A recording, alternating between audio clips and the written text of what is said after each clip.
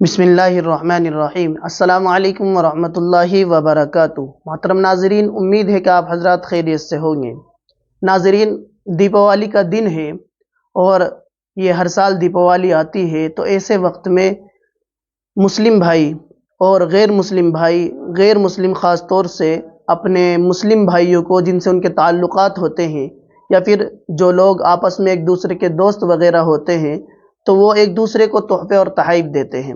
गैर मुस्लिम भाई मुसलमानों को तहाइफ देते हैं, गिफ्ट देते हैं, मिठाइयाँ तकसीम करते हैं, और मुस्लिम भाई अपने दूसरे गैर मुस्लिमों को दिवाली की मुबारकबाद भी देते हैं। तो शरीयत इस बारे में क्या कहती है? क्या गैर मुस्लिमों को उनके त्योहारों की मुबारकबाद दे सकते हैं या नहीं दे सकते?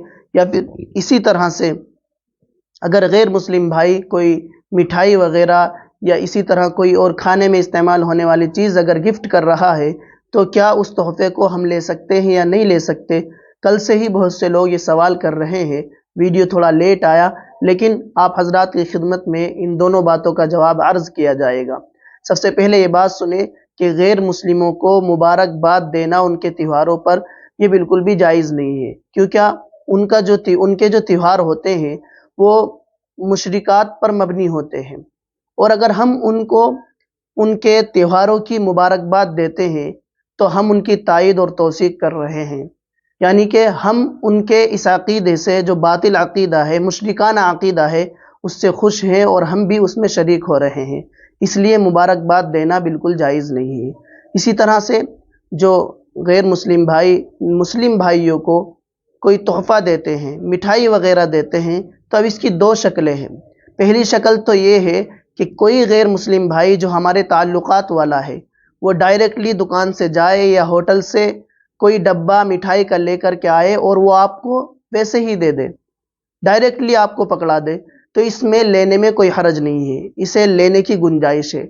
लेकिन अगर कोई गैर मुस्लिम भाई होटल से या फिर दुकान से डब्बा लाया और उसके बाद गैरुल्लाह के नाम पर उसको चढ़ाया, या फिर प्रसाद के तौर पर उसे मंदिर में या मूर्ति के सामने रखा, और फिर वो डब्बा इनडायरेक्टली आपके पास आ रहा है, तो वो फिर मिठाई नहीं बल्कि एक प्रसाद के तौर पर आपको दे रहा है, गैरुल्लाह पर चढ़ावा करके आपको दे रहा है। तो अब इस शक्ल को, यानी अगर इनडायरेक्टली आपके पास आ रहा है, पहले मंदिर गया, मूर्ति के सामने रखा गया, उसके चारों तरफ घुमाया गया, मिसाल के तौर पर उसको चढ़ावा बोल दिया जाता है।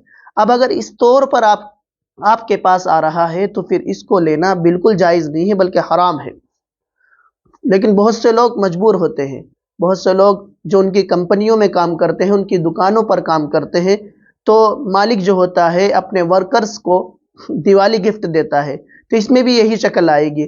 अगर डायरेक्टली दुकान से आपको लेकर के दिया जा रहा है तो उसको लेने में कोई हरज नहीं है, लेकिन अगर इनडायरेक्टली दिया जा रहा है, मूर्तियों पर चढ़ा करके, गैरुल्लाह के सामने चढ़ा करके, प्रसाद के तौर पर अगर वर्कर्स को दिया जा रहा है, और वर्कर्स मुसलमान हैं, तो अब वो एहतियाती तदाबीर इख्तियार करे, या तो उसे ऐसे तौर पर मना कर दे कि वो बिल्कुल भी बुरा ना माने, यानी ऐसी तदबीर इख्तियार करे कि सांप भी मर जाए और लाठी भी ना टूटे, यानी उसको हम मना भी कर दें और उसको बुरा भी ना लगे। इस तरीके पर कोई चीज़ अपनाई जाए।